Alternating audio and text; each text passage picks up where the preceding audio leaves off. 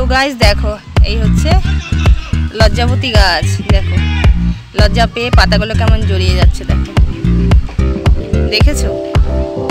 তো এই গাছ তো দেখাই যায় না। My another new blog. তো গাইস এখন ঘড়িতে বাজে পুরো 5টা, আর দেখো আমি রেডি সেডি হয়ে নিয়েছি। তো একটা বিশেষ প্রয়োজনে একটা জায়গায় যাচ্ছি। কোথায় যাচ্ছি ওইটা তো তোমরা গেস করো। আর হচ্ছে গিয়ে আজকে তো বাইকে যাবো না, আজকে ট্রেনে করে যেতে হবে। তো তোমরা আমার চ্যানেলে কন্টিনিউ থাকো, দেখতে থাকো, ভিডিওটা স্কিপ করো না, শেষ পর্যন্ত দেখো। আশা করছি ভালো লাগবে, আর যদি ভালো লাগে একটু লাইক করো, শেয়ার করো, আর চ্যানেলটাকে সাপোর্ট করো। তো চলো গাইস কন্টিনিউ আমার সঙ্গে থাকো আর দেখতে থাকো। বেজে গেছে, এখনও বেরোতে পারিনি বাড়ি থেকে, আর একটু টেনশনে আছি কারণ তোমাদের দাদাভাই যেহেতু যাচ্ছে না সঙ্গে, সেই কারণে ট্রেনে ভিড় বেশি হলে আমার একটু প্রবলেম হয়, ব্রিদিং প্রবলেম হয়ে যায়। তো সেই কারণে আমি একটু টেনশনের মধ্যেই আছি। তো আমার ননদের ছেলের আসার কথা আছে আমাকে নিতে, যেহেতু 3টে ব্যাগ আর সোনাই আছে সঙ্গে। তো 3টে ব্যাগ নিয়ে সোনাইকে হ্যান্ডেল করতে পারবো না বলেই ওকে বলেছিলাম আসতে, তো এখনও পৌঁছায়নি। তো চলো তোমরা কন্টিনিউ থাকো আমার সাথে আর দেখতে থাকো কোথায় যাচ্ছি আমি। আমরা বাড়ি থেকে বেরিয়েছি, কিন্তু এখন আমরা দুজনেই যাচ্ছি স্টেশনের দিকে। এখান থেকে রিক্সা ধরবো, আর আমার ননদের যে ছেলে সে এখন ট্রেনেই আছে। তো ওর আসতে একটু দেরি হবে, টাইমটা সেভ করার জন্য আমরা বেরিয়ে পড়লাম। তো চলো আগে স্টেশন যাই, তারপর কথা হচ্ছে তোমাদের সাথে। কেটে উঠে পড়েছি ট্রেনে, আর ট্রেনটা মোটামুটি যতটা ভিড় ফাঁকায় বসার জায়গা পেয়ে গেছি, নেমে গেছি অশোকনগর। তো আজকে আবারও এসেছি অশোকনগর, বিশেষ একটা প্রয়োজন কালকে আছে।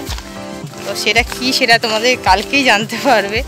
আর কেন এত তাড়াহুড়ো করে আসলাম, তো গোবরডাঙ্গা লোকাল পেয়েছিলাম বলে ভিড়টা কমই ছিল, যেই ভয়টা পাচ্ছিলাম যে ট্রেনে উঠে সমস্যা হতে পারে। আমার ভিড় ট্রেনে একটু প্রবলেম হয়, তো সেই প্রবলেমটা হয়নি যেহেতু ফাঁকা ছিল। আর অটো করে নামলাম এখান থেকে একটু হচ্ছে হেঁটে চলে যাব বাড়ি। তো চলো বাড়িতে যাই, তারপর কথা হচ্ছে তোমাদের সাথে। বাজে আর এখন আমি ঘরে চলে এসেছি শ্বশুরবাড়ির বাড়িতে। তো ড্রেস চেঞ্জ করে আমি ওখান থেকেই খাবার নিয়ে এসেছিলাম, ভাত আর তরকারি একটা টিফিন বক্সের মধ্যে করে নিয়েছিলাম, স্পুন নিয়ে এসেছিলাম। তো সোনাইকে খাওয়ালাম, আমি খেলাম, আর প্রচণ্ড টায়ার্ড লাগছে।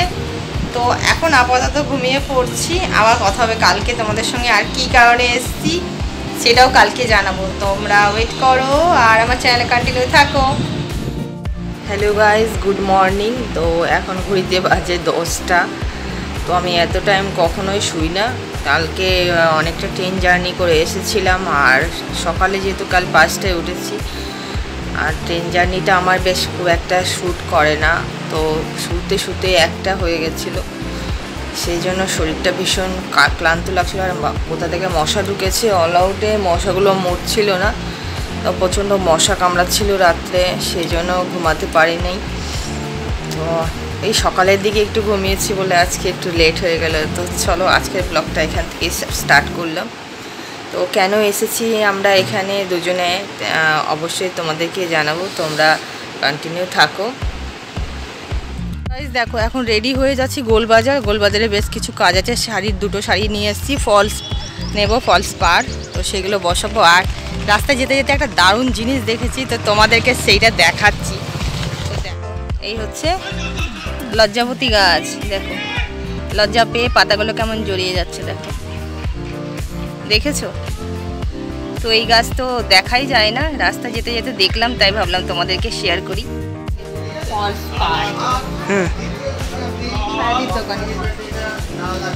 আর গাইস কাজ সারার পর চলে এসেছিলাম একটু টিফিন করতে, কারণ অনেকটাই বেলা হয়ে গেছে। আর এখন এখান থেকে খেয়ে নিচ্ছি ফেমাস কচুরি আমাদের অশোকনগরের। তো খাওয়ার পর ছাতাটা ভেঙে গেছিলো, আর এখানে চলে এসেছি ছাতাটা ঠিক করাতে। কারণ গ্রীষ্মকালে ছাতা যদি ঠিক না থাকে গাইস, তো বাইরে বেরোনোটা ইম্পসিবল হয়ে যায়। তো সেই কারণে, আর দেখতেই পাচ্ছ এই দাদার দোকানে প্রচণ্ড ভিড় থাকে। তো ছাতাটা নেওয়া হয়ে গেছে, এখন ছিল একটু ব্যাংকের কাজ, সেইটাও ছাড়ার জন্য এসেছি। এখানেও সেই লাইন, হেঁটে বাড়ি যাচ্ছি।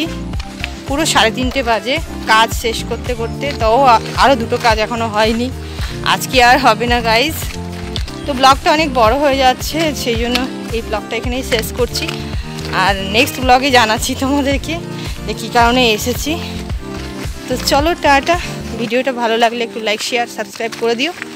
চলো টাটা।